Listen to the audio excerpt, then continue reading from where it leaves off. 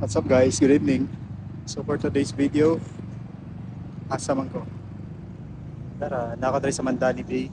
And for tonight, I did a 7 km run in 50 minutes. So, as good kayo. So hopefully wala na yung traffic. I thought traffic kayo going home. Yun karoon kataliksik. Wala tayo guys. Tara, 7-Eleven. So karon kay pag dito sa Tataman 7 p.m. So every time mag-traffic going home, mapit ko dire or akwit nga dagan kay pawa sa traffic ba kay kalas kay gasolina. Murag wala na may traffic. Wala may traffic siguro. Sumoto, sumuli na ko. Kay it's raining na.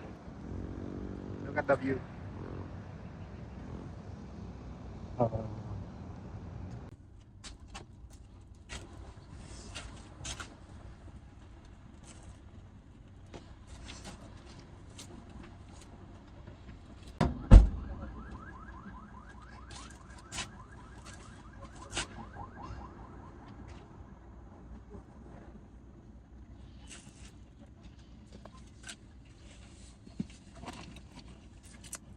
So that's it for tonight.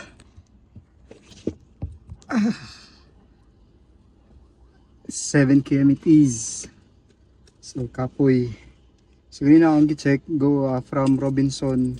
Akong gi-check sa Waze going home kay na siya sa mga around 1 hour ang travel no due to traffic. Mga around 5:45, almost 6 at that time.